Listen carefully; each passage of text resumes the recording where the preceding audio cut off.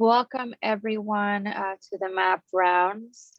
We have a very special guest today who will be presenting her research on navigating complex topics in aging, the role of mixed methodological approaches. And so before we hear more from Dr. Glover, I want to tell you a little bit about her background. So Dr. Glover is a health equity and aging researcher and mixed methods. She is an assistant professor at the Rush Alzheimer's Disease Center in Chicago and in the Department of Psychiatry and Behavioral Sciences, right there at Rush University Medical Center. She's also the leader of the Outreach and Recruitment Core at the Rush Alzheimer's Disease Center. Her research interests focus on health equity and health disparities, psychosocial determinants of health, the intersectionality as a conceptual framework and methodology, as well as social cognitive processes such as attitudes, beliefs, and stereotypes. She focuses on cognitive and healthy aging in underrepresented and understudied communities such as African Americans and Latinx, and also employs mixed methods research designs to address related research questions, which she will tell us more about today. Her NIH funding research focuses on decision-making regarding brain donation among older adults representing racial, ethnic, and economic minority groups. She's also been very productive in her research, and we actually met at the Butler Williams a few years ago, so it's really exciting for me to be able to host her today. And so Dr. Glover, welcome. Thank you so much for joining us today, and you can get started. Oh, sorry, before you do start, I just want to remind everyone that to please add your questions to the Q&A. We will leave questions for the end, but feel free to write them as they come up, as well as comments. Okay, now, yes, go ahead and get started, Dr. Glover. Thank you so much, Edma, and thank you, Yakil, and the whole crew for inviting me today to be a part of the Grand Rounds. I was really hoping to be in person today, as I was telling Edma before we started, but c'est la vie. We'll see each other again soon, and perhaps I can come back again next year.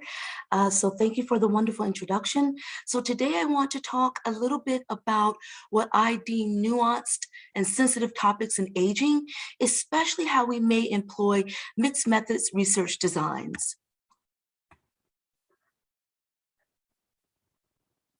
There we go, great. So I was having a little trouble before with the slides, but now not so much. So before we get started, I wanted to formally acknowledge two big groups of people. First, without diverse community members coming to talks, engagement activities, participating in research, cohort studies, clinical trials, there would be no advancement in our field, there would be no findings. So thank you.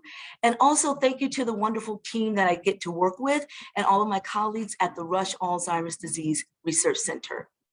So today I would like to start off with just a brief context of where I'm coming from, the work that I do. So how I think about aging, the key issue or a salient issue that I work with.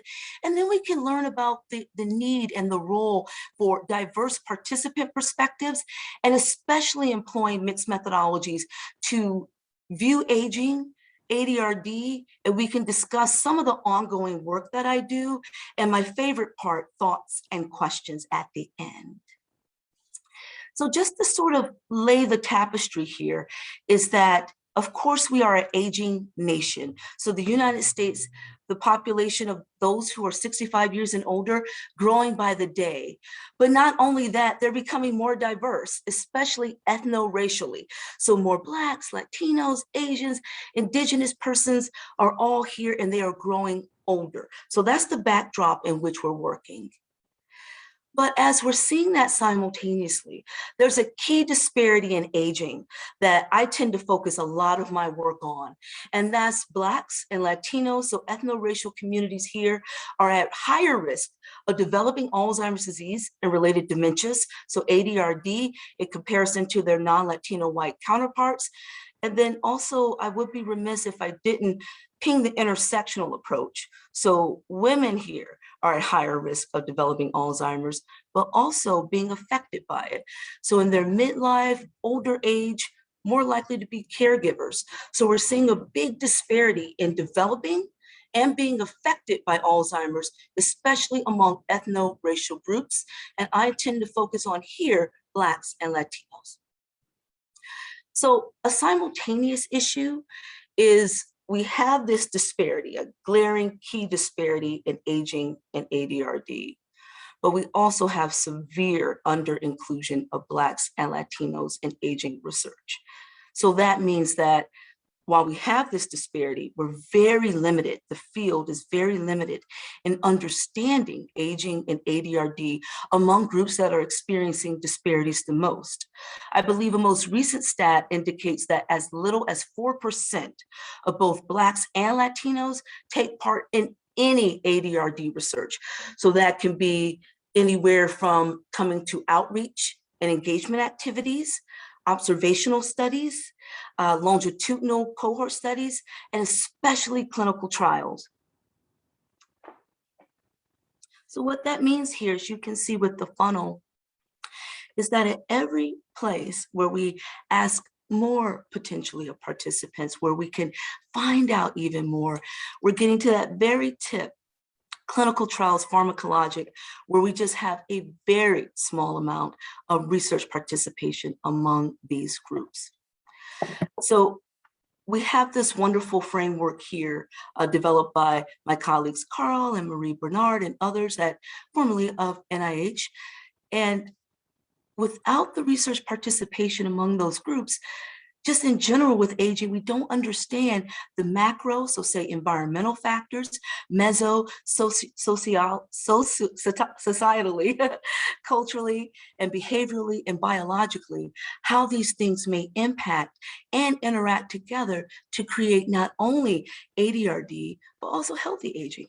How do these different groups of individuals at the macro level, their environments, institutions, society and culture, and then at the micro, behavior and biology come together to create that. But here I bring it to something that I've really grown interested in the past 4 or so years, and it's what I deem as nuanced and sensitive topics. I call it that due to the high commitment from participants and the high reward for the field, but also potentially the invasiveness of the procedures. So if you're thinking about agreeing to donate your brain for research, as we do frequently at the Rush Alzheimer's Disease Center, and then subsequent brain autopsy, but really even more with biomarkers, brain imaging with PET or MRI scan, CSF analysis via lumbar puncture, blood and genetic testing. These are in vivo assessments that allow us to understand ADRD and serve as pathways to understanding, diagnosing, treating, and ultimately preventing the disease, especially among our most vulnerable groups of people, ethno-racial groups. But these things take time, decision-making here, and we are not fraught without history around this. So it's not simply to say that these topics are nuanced or sensitive because they involve an invasive process or a procedure that is really maybe highly fraught, but it's that it has such reverberating implications. So it's not to say you simply show up for a PET scan or a lumbar puncture, or you pass away and you donate your brain. But here, everything is on the line, from disclosure with detection and diagnosis, ethical and economic impacts, how we design and conduct our prevention trials, and the perspectives of these individuals, the community members that we are working with. So pretty much to bring it back out with these sensitive topics, with overall ADRD and aging, what we are lacking without the representation of Blacks and Latinos is a general understanding in relation to aging and ADRD. So think of the framework that I showed you, everything from where you live to your genetic makeup to what you decide to eat or your physical activity, cognitive activity. We lack that understanding in those relationships, but then we cannot identify underlying issues and their potential solutions. And this is highly relatable to applicability and generalizability, especially as we take off with preclinical diagnostics and biomarkers. How applicable are these things to participants or people who are not represented in this work? So drugs and other pharmaceutical discoveries, are they safe and efficacious? Are the practices that we use, are they culturally and scientifically relevant? What about the interventions? Also, all the way down to the work that I tend to even more, educational materials and engagement efforts. Do they relate to the different communities that we're trying to reach? So if we're thinking about food preferences or how people spend their times or what they think about ADRD and aging. So really what we're lacking are perceptions and lived experiences of the people that we're aiming to reach, work with, and diminish disparities among the most, Blacks and Latinos.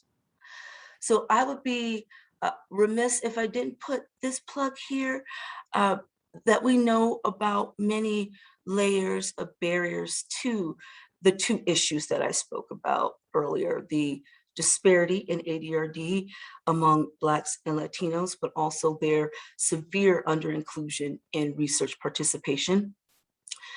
I can go all day about this slide alone, but it's key to say, yes, we understand that there are many barriers to those things and many causes for those disparities that move beyond trust. So they're really structural and social determinants of these disparities in aging, but they exist at those macro or systemic institutional levels, meso, community, and interpersonal, as well as micro, our individual behaviors and who we come in contact with interpersonal in our day-to-day lives, from healthcare, education, work, housing, you name it. So I'm more than happy to discuss this in more detail afterward or during Q&A. But today I would really like to focus on the two big pieces of moving forward, in my opinion. So it's diversity in two. So first, I believe that we need to understand and incorporate diverse participant perspectives. When I say diverse, I mean demographically diverse. So of course, here I speak about ethno-racial, but I also mean many other categorizations in which we identify ourselves. But also it has to be intertwined with an increase in diversity in methodological approaches. So we need demographic diversity in participant perspectives, but also in novel, innovative, and cross-pollinating methodological approaches that we see elsewhere. So I am a social psychologist by training, and I spend a lot of my time in social cognitive processes. So that is linked heavily to participant perspectives. So what that means is that I'm interested in how people process and utilize information in their social environments. So pretty much how people think of themselves, others, and the social situations that they're in, including research situations, and how they decide to behave. So you take two people, or at least one person in a situation, interacting with someone else, you have emotions and cognitive processes that impact behavior. And I'm interested in understanding this confluence of events, social cognitive processes, for how people think about these sensitive, nuanced topics, brain donation, PET scan, other biomarkers that will move the field forward, not just in general, but equitably so. So here, I think it's best if we think about how understanding this may move the field forward, or what are the contributions of social cognitive processes. So more broadly, they deal with perception. It's a way of knowing, a type of knowledge that individuals have that's distinct from factual knowledge. So what I mean by that is, when I'm speaking about perception as a social psychologist, it's say cultural beliefs, spiritual beliefs, how individuals may speak with others and then interpret the factual knowledge. That's perception. But this information allows us as researchers to be able to say, all right, what are the factors outside of what we're working with that are associated with aging and ADRD? But not only that, but what are the contexts of these factors? So say I can provide educational materials to individuals about related causes or preventive methods or different ways to treat ADRD, but What are the spiritual beliefs or cultural beliefs or group beliefs of other people? Or what do they see aging as or ADRD? Those are the contexts in which we're working in order to predict how people will behave in certain situations. Then we may be able to go on to address ADRD, primarily by centering these diverse participant perspectives, not only what people think, but how they are actually living, their lived experiences, not just in relation to research, but think about all the barriers that I showed you, meaning at those different levels, where they work, who they interact with, what they may think, or where they come from geographically. Then we can develop the appropriate plans to stop future ADRD and even other age-related health issues. But everything is not bad. No one's thinking of themselves as a disparity or a failure of any way. We can identify what are some facilitators of healthy aging. How are people thriving, being resilient, coping, and moving forward in healthy aging? That way we can represent and respect populations that we're looking to serve with culturally and scientifically compatible and relevant approaches. And we respect the viewpoints of not just participants, but community members overall and their own lived impact with aging and ADRD. So one way that I really delve into social cognitive processes is through qualitative research. And so this is just one aspect. Oddly enough, when I was in graduate school, my minor was biostatistics, and I was investigating social cognitive processes. And I really felt as if it was limited. Of course, quantitative, and I think a lot of the audience members here have a good bearing in quantitative work, so I'll focus on qual for now. I felt as if it wasn't telling the whole story. It was sort of the bones of a person, whereas I felt qualitative from what I knew to be the fat or the muscle, so that full person, that story there. But when I was in grad school at the time, it wasn't very much talked about qualitative research. It was not seen in that rigorous empirical way. But going on to do my postdoc, I was like, I want to be a mixed methodologist. I want to start incorporating that. And it has the origins in anthropology and sociology, fields that certain groups of scientists may not necessarily delve in, but allow us to answer the questions, not just what, but why does this happen? How does it happen? And it doesn't rely exclusively upon the quantitative statistics that we may think of, but its data consists of verbal, physical, emotional information, and allows us to say, explore, as well as hypothesis test. So some common methodologies or designs here in qualitative that you may be familiar with are focus groups, one-on-one interviews, as well as observation. And I've done all of these here in relation to all of my work and in relation to quantitative as well. So that's how I arrived here. I started thinking at that point, maybe a decade ago, actually, how is it to do mixed methods research? And how can I point my time, not only understanding it theoretically, but apply it? So knowing that it's the integration of two components, qualitative and quantitative, to address one research purpose, so the same research question. And this is high time, it's most of utility when you're focused on sensitive, nuanced concepts where quantitative methods alone cannot adequately or should not capture appropriate information. So there are many different designs, just like there's quantitative designs. And I have a training, my colleagues and I back at the REDC have developed a mixed methods research designs training, qualitative training, more than happy to provide that to anyone interested on the phone or here on Zoom. But just to be brief, we have three basic or prototypes of mixed methods research designs. That's where qualitative or quantitative may come first and the other second. So that's two. And then also where they occur simultaneously. But that is really incumbent upon the research question, the purpose of what you're doing, and who are the participants in the communities that you are working with. So mixed methods really shines brightly when little or less is known about those sensitive or nuanced topics. especially about those topics in specific or particular groups of people. And from the beginning, from inception, there's a centrality of participant perspectives or lived experiences, meaning we are not, say, developing culturally compatible engagement approaches, educational tools, measurement instruments, all of those things. Not afterward, we're not tailoring, we are developing, creating, and starting from the beginning, embedded with stakeholders who are community members that we are looking to impact with our work and partner to create healthy aging. So mixed methods here allows us to do these 5 things at the bottom, not only increase demographic diversity in research participation, but develop, implement, and apply culturally and community and scientifically relevant research that we can go on to develop strategies, approaches, tools, instruments from the beginning, and then ultimately have a positive, more productive way forward for ADRD for these demographically diverse groups. So one mixed methods research design that I tend to work with the most, or I've worked with for my NIH funded work, is what we call a 2-phase sequential mixed methods research design. So it's sequential, of course. Here we have 3 phases. The first phase is qualitative. That's where we have these meaningful, pointed understandings of participant perspectives.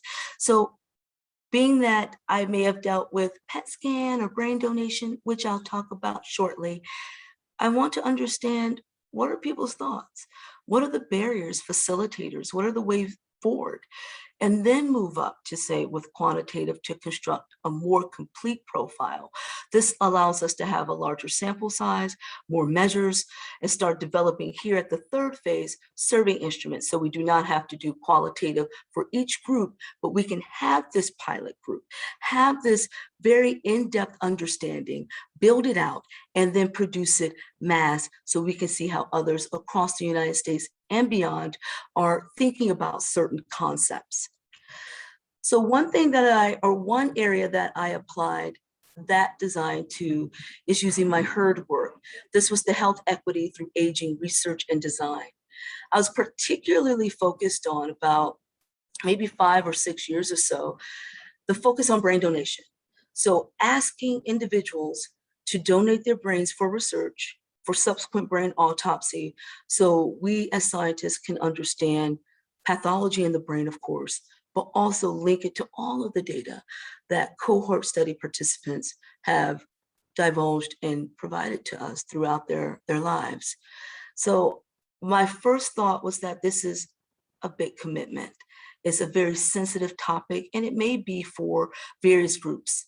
And delving into the literature, of course, we were able to see that Blacks, Latinos, and whites with lower income were just not participating, and very low numbers, especially compared to non-Latino whites. So my thought was, have we decided to ask individuals about this, these particular groups? But not only asking, but have we decided to ask those who have said yes to brain donation? Have we asked them what pushed them to that? Not hypothetically, but they have agreed to it. So what drove that decision? And then have we decided to talk to others who have said no to that very same decision, to say what are the thought processes there and how we may address it to increase demographically diverse participation in brain donation. So I had that research design with 3 phases, qualitative first, quantitative, and then survey development. But we have to do qualitative in order for it to mean anything in a rigorous, high fidelity way. So that means understanding, if we do not know a lot about those things, barriers among people who say no, facilitators among people who say yes, among these 3 demographic groups, Blacks, Latinos, and whites lower income, it may not provide the information in which would be specific enough, pointed enough, that we can apply and really use to increase that participation in brain donation, understanding the social cognitive processes. So I designed it with a 3x2 design here, where all racial ethnic groups were one, homogenous, but also separated by brain donation decision. So only Blacks who agreed to brain donation, only whites that said no, and so forth. And they took part in focus groups here. And we were able to do this rigorously with sampling algorithms, the unit of analysis, and really working with a team of us that I can go into more detail later if you would like. So this allowed us to have a wealth of data. It took about maybe 18 months, and that was quite in-depth. Quick, I mean, so really had to hightail it. But we were able to see overall what were facilitators of brain donation among people who said yes, what were barriers of brain donation of people who said no, and then stratify those things by Blacks, Latinos, and whites of lower income. So a paper that recently came out on these findings, if you would look to your left, is for people who had agreed to brain donation. The facilitators, people really spoke about wanting to donate their brain for the family in the future. This is very altruistic. We've seen it in previous literature before, but what was really interesting was that's overall for all groups. But once you delve into each group, you see that, say, family in the future is the river, but then the different ethno-racial groups were, say, tributaries. So African Americans really wanted to give back specifically to the Black community, and they saw it as an obligation of themselves as being responsible community members. Whereas Latinos focus really strongly on their culture and not wanting to see the sadness, the pain for future generations of ADRD that they're experiencing. Many Latinos have experienced ADRD as caregivers and would like to avoid it going forward for themselves. Whereas whites of lower income saw it as generally just giving back to society as a whole, as a civic duty, if you will. So as qualitative work is iterative, meaning that it's cyclical, as I'm hearing these things, my team and I, we can make the decision to say this is something that we would like to follow up upon. So if family and the future so important and they're deciding to donate their brains because of that, they're alive. So how is it that even among these groups that say yes to brain donation, we're still seeing a dropout and attrition for actual brain autopsies? That means that once they pass away, that family members, loved ones are not taking that next step to actually make sure the brain is donated. So that family in the future, that gift for the future, is not necessarily being actualized for everyone. So we started asking or talking to participants who said, yes, what do you think are some potential impediments to brain autopsy? And sure enough, family came back up. So this shows the nuance here of something as simple as family. So for African Americans is that I decided to donate my brain, but my family, they're not really on board with that. But for Latinos is that my family's on board, but they may just be so overwhelmed with the grieving process that it may fall through the cracks once I pass away. Whereas of whites of lower income, they were just saying, I'm not as certain about the processes, and therefore my family's not certain. And if they're not certain, they're just not going to do it. So then we could start seeing at the pipeline, people who would say no, those who say yes, and potential impediments among those who have agreed. So as qualitative work takes a little bit of time, that's one of the major critiques that I don't think I'll weigh the pros, but necessarily. We did take the time, and I have a colleague at UIC, University of Illinois, Chicago, Dave Marquez, and a former colleague of mine at the RADC, Yadira Montoya. We decided to take a look at if everything is hinging upon family for particular groups, can we get in with any adult children? So people who are adult children of the older adults that we're speaking to. And we were able to have small pilot money for Latino adult children. And sure enough, we found out here that big things, three big categories, that is the cultural beliefs, or spiritual rather, and then preparing for death, not really wanting to talk about it. Those are barriers to really realizing brain autopsy at the end, but also lack of knowledge. So the same things that the older adults were speaking about, that family members may be hesitant about, family members themselves were saying, we are hesitant about this. And so recommendations here were really about increasing the education, not just of older adults, but really engaging with family members early on. As soon as we start talking about brain donation, this should be a family decision or at least family awareness. So during that time, as we were working on the qualitative piece and analyzing and getting through, I really was keen on moving forward with the second piece, that's the quantitative piece. Because as we know with qualitative research, the sample sizes are quite small. That is not a bad thing, that as we can drill deep and really broad in these topics. But as a mixed methodologist, it's great to be able to have a more complete profile of each of these groups. I wanted to go beyond ethno-racial groups. I wanted to be able to see what's the relation of what I spoke about earlier in the NIH framework, NIA framework. What's the impact of demographic characteristic, cognitive function, other psychosocial factors, and religion and spirituality? How can we bring that biopsychosocial, spiritual lens to brain donation? And we have that with all of the data that we have from existing 5 RADC cohort studies. And I thought, yeah, thousands of variables. How can we not utilize that to understand just the profiles of people that may say no, those people that may say yes, and also the ethno-racial breakdown of each. So here we have a very intensive, detailed, rigorous way to go from qualitative to quantitative. This gives you a snapshot here.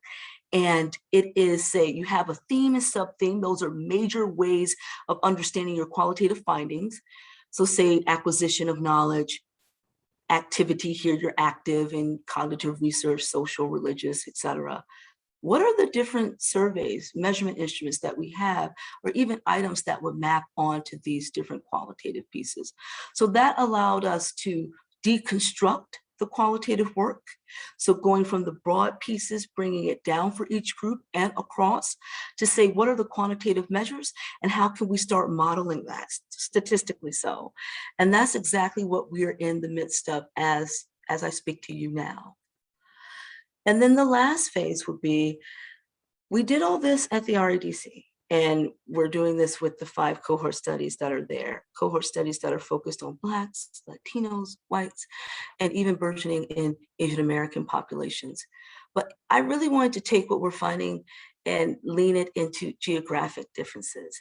I mean, Latinos, Blacks, other groups in the Chicagoland area, just myself being from the South and lived on almost every coast, I know that there are geographic differences that may relate to psychosocial differences, ways of speaking about brain donation, research, etc. So it is the goal then, once we complete the quantitative piece, to move forward to develop a survey instrument based on not only the qualitative data, but the quantitative piece of the significant findings there to distribute to a subsample of RADC folks, refine and do all of the psychometric property testing, but then disseminate it abroad to all of the Alzheimer's disease research centers if we can get that moving forward in the next year or so. So our preliminary topics as we work through, we're done with the qualitative piece, the quantitative piece, is these are the heavy hitters, these 8 areas of how to understand ADRD. Of course, trusting research, their knowledge of brain donation for research. So how do they think about it? What do they know about it? Are they considering brain donation, the role of family, spirituality, and then really something that's huge is end-of-life planning. So how can that come together?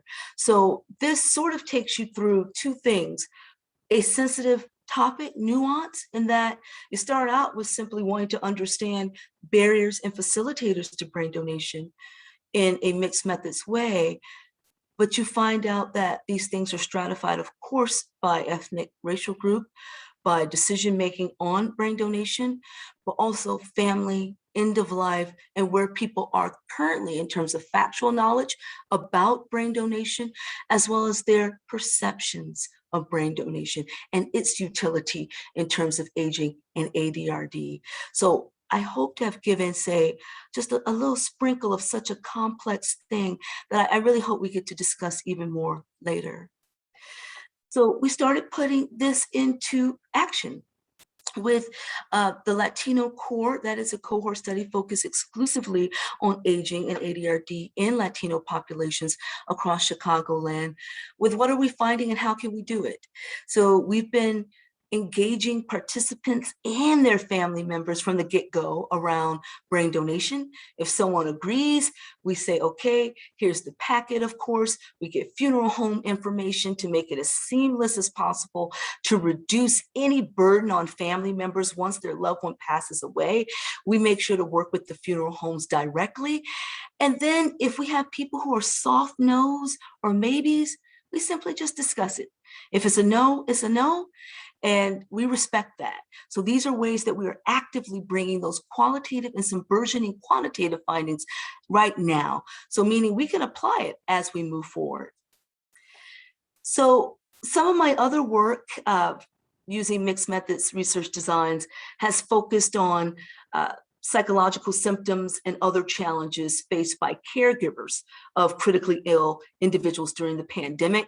So my colleagues and I in Rush Pulmonology have brought that to fore. It really came about serendipitously because we were focusing on psychological stress in midlife and how that may be linked to aging and ADRD, but using mixed methods, but also actively focusing on PET scans. So I told you about the big influence, high commitment, but high impact of biomarker work, and really interested in being open to barriers, facilitators, knowledge, perceptions about PET among Blacks and Latinos currently, because I really see that as the wave of the future, a wave of now, but I really also see a lot of people demographically diverse being left out, and that concerns me. So how can we mitigate that through social cognitive processes, creating educational tools, and then facilitating that research participation?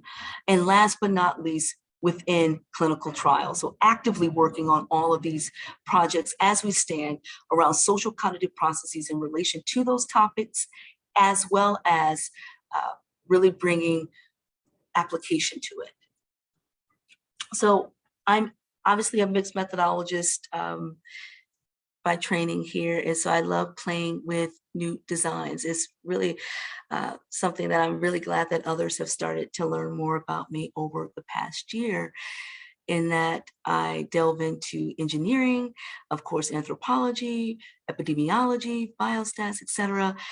But really now thinking past even qualitative to say we can understand, but how can we even more actively incorporate, meaning incorporating what we're finding with social cognitive processes, but with participants, diverse participants as a whole. How can we co-create, co-strategize from the beginning, from research question development and prioritization, to understanding challenges of ongoing research, to interpreting findings and then applying them to the field in vivo right now? What can we do there? So I've really been leaning into what we call design science. And when I say we, I mean engineering and other mathematical-based scientists there, as well as us here at the RADC, really flirting on that. We have some work that's under review where we take it from qualitative to quantitative to design, and really have that full spectrum of social cognitive processes and diverse research participation active, meaning they're working hand in hand with us to co-do this together, because obviously what we've been doing in the past may or may not have been working as well and may have been falling a tad short. So to end, this really encapsulates my view on things. So if there's something that I would like to see, but I'm not seeing it, it means I have to do it. And that's what I hope to do, or hope to be doing during the work here. I hope I was able to give you a snippet of what I do and prime you for mixed methods work, and maybe you'll ring me up and talk to me about the qualitative training and mixed methods work that I do, and we can go beyond. And I hope this was beneficial and you enjoyed today. So thank you. I hope we have a lot of time for questions. That's my favorite part, and thoughts. So, and also you can ring me up afterward. Thank you. Thank you so much. This was a really great presentation. Please feel free to add your questions to the Q&A We have one from Clara. She says, great presentation, very interesting work. Any thoughts as to how we could incorporate qualitative methods to increase recruitment and participation in research for Latinos? Muted myself. I have so many thoughts there. I do think if your focus is particularly on how to increase that research participation among Latinos, I do think it's incumbent upon them to say, well, where are you falling short? Is it a particular type of study? Is it overall? Then you can say, do I want to start with quantitative piece? So say a brief survey on how they would like to engage, what they find beneficial. But then also you can go in and survey the literature, of course, but then go in and say, this is what has been done, this is what we're seeing, and then start engaging with a sampling of people that you would like to reach, community organizations, other community members, that you can say, what are the barriers here? What can we do to bring you into research participation so that we can make it more equitable, that we can move forward?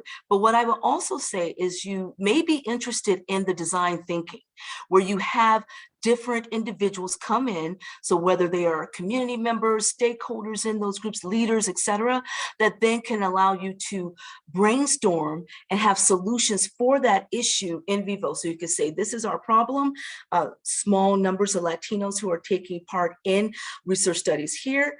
Let's talk about them, talk about some of the barriers or issues or education needed, and then you problem solve together. I've been doing that more and more, and it's a hybrid almost of qualitative and engineering pieces, to where it could be actively understanding social cognitive processes, but then also actively solution building. And I do that when we have critical issues, such as the one you bring up, and we need a solution now versus say later. So that's what I would suggest, is to understand the types of studies, if that, the particular group of Latinos that you're looking to interact with or increase participation among, and then decide whether you would, based on the literature, whether it's something you should qualitatively understand first, so it's not a lot there, or if it's something that you need to just jump right into design thinking and active strategizing.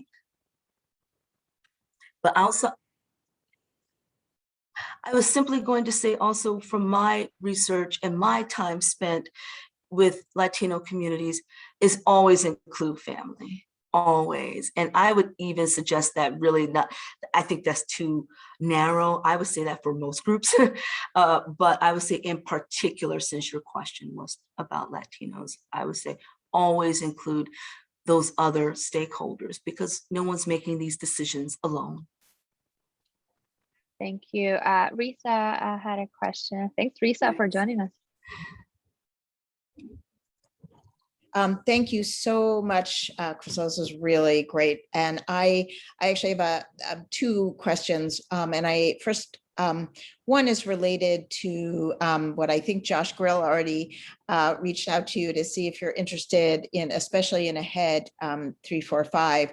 So we're about to introduce plasma screening as the first part, which lots of people have said this is going to help us with a more diverse community. But one is, I don't know if that's true. And actually, I think we need to get some help in mixed methodology to understand whether that's correct. Because again, getting blood tests is valuable, but only if that leads to people actually being able to come into these studies. And in particular, the relationship between blood-based biomarkers and PET scans, we don't know whether that will be the same in different groups. So I wonder how you might think about how we start the mixed methodology on that, and we can talk more with AHEAD. We did focus groups, which I think was a bit of a mistake because we didn't follow your good guidelines of how you construct those focus groups, making sure that we got the right perspectives in the room. But that's the first question, is about how do we, get from blood to PET scans and screening for AHEAD and other studies as well. How would you think about starting that kind of mixed methodology? Sorry. So being that there's not a lot known about those topics, particularly among the groups that we're really looking to engage with, I would start with the qualitative piece first. However, I would have, being that these are, if you're speaking of PET and potential blood, we don't know if it's a big ticket item for individuals, meaning we don't know if it would, the level of commitment there. But we do know that it could be very private for individuals. So I would have started with the individual interviews with just a few planted stakeholders to get the general pulse first.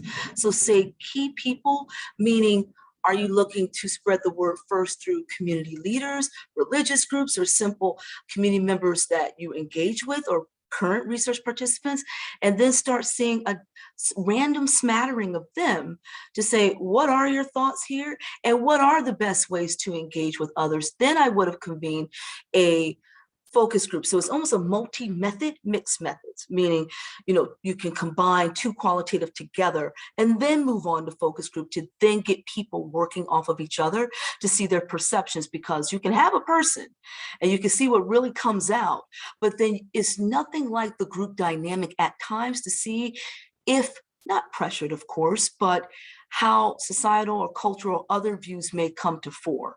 So I would have moved to that, but I would not have negated looking at the literature first to see what has been done in other sensitive topics, blood testing, PET, brain donation, to see the types of questions that they've asked, where you would like to expand, because what we know now is different from then. And then to say, where do we want to go next? It's not just good enough to say, this is where we are, this is the issue, but asking them, what do you think is next? We know this is going to move the field forward. So how can we do this together? I always include that question now, increasingly so. So off the cuff, that's what I would have thought through. So it's not too late, and hopefully we will, because we haven't launched, but just that second part, how do we do this together and what's the value added? This is a part I feel like we have not focused on enough in clinical trials. Like, how do we know what is important to a given community and whether this trial and our messaging about this trial or any trial? And I just, very specifically, how do you, the value added might be very different for different people, not just within across communities and geography matters, but within a given person, as you said, whether they have a family member and they're worried about themselves. So I just wondered if you could expand a little bit more on how you determine that value added and how we make sure that that messaging gets out there without being overly promissory, because we can't promise a drug will work. And I know Yakel has struggled with this in our messaging. We can't promise that, but we have to be clear that there's some potential value added to a person or a community, as otherwise, why would they do all this? Yeah. That's funny you should ask that. My team and I were just working through that, rather not dealing with, but working through that as we're going through our PET scan individual interviews with people.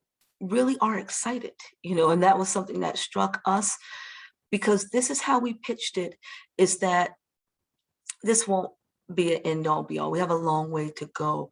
However, this moves us forward in the trajectory in the right way, meaning that, say, if we do go with PET scans or other biomarkers here, instead of, say, waiting on what has been typically thought of as the gold standard in brain donation, we no longer have to wait till a person passes away to understand potential pathology and then understanding, diagnosing, treating, going forward. This is decades in the making, but it's the step forward. So it's meaning progress, not perfection or absolute prevention. So we've been playing with that language to be transparent, but not morbid. Because it's a fine line between that, struggling with, it's going to take even more time or even more participation for not just you, but even your family members or other community members. But we have to be transparent. And I find that the transparency leads to respect of us researchers and scientists that cannot be bought, that will allow us to expand in ways that whatever methodology or messaging or educational tools just doesn't allow. So I would say transparency upfront, but then say, this is the exact purpose, to move us forward with this. So that's how I've tempered my language, because 5 years ago or so, I wasn't as upfront transparent. So of course, always honest, but I felt a little bad about not being able to say this, being that we're asking so much of individuals, but being more immersed in older adults who belong to particular groups and really getting my feet wet there, just seeing that the transparency and respect allows the purpose to go down a little bit more smoothly and the trust to build. So without the overpromising. So that would be my suggestion. That's what we've been implementing at the RADC. And it's been working out. You know, some folks, of course, that's not acceptable, and that is fine, you know, but for the overwhelming majority is thank you for laying it out there and what you're trying to do. So perhaps try with that messaging as well, those two components. Thank you. Yeah. Paula? Thank you so much, Dr. Glover. This was such an incredible presentation, and I look forward to meeting with you later and picking your brain. But for starters, you briefly mentioned that you and your team have looked at different psychological constructs that impact aging, such as stress. And I feel like you know, that is so needed, since these are constructs that can vary so much between groups and even individuals. And I'm just curious if you could give me a little bit of your insights from what you've learned through that work, of just how things like maybe stress and loneliness, things like this, are operationalized and understood between these groups. Yeah. So a lot of my work around with social isolation, so that being a psychosocial stressor of its own, has been around how individuals make decisions. So primarily with their health, their finances. And we are seeing that people who are more isolated, less purpose in life, less feelings of well-being, regardless of cognitive function, just do more poorly, make worse decisions, whether it's financially or health-wise, communicating with others. So really wanting to draw that into what are the perceptions then of stress? So we could say it's social isolation, or we're measuring social isolation, well-being, purpose, those are great things. But how are individuals perceiving stress? Highly stressed, something they can get over or work through rather? Do they have the necessary resources, whether it's cognitive, mental, financial, et cetera, to work through that? And we're finding that individuals who do have those resources, or believe that they do, perceive that they have that, are able to have more healthy behaviors in aging. So more physical activity, cognitive activity, social activity, that will then impact healthier aging. So we're sort of mapping that now. I have a paper actually that's being resubmitted this weekend about that very topic.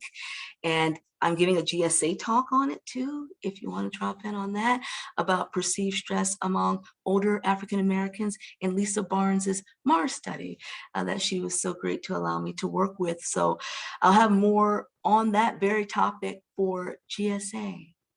And hopefully this paper, but really seeing that impact, and not just say objective, not because many groups can have high levels of objective stress. Think about those macro, meso, micro, you know, systemic, community, and interpersonal stress, but it's the perception of the stress. So that factual knowledge and other way of knowing, you know, do they have the resources? Because I could be under a lot of pressure, but not have perceived stress, or not have it. I may not interpret it as being that high. That's the key thing, in my opinion, is the perception of those circumstances. And so I'll talk more about that, obviously, at GSA. Thank you.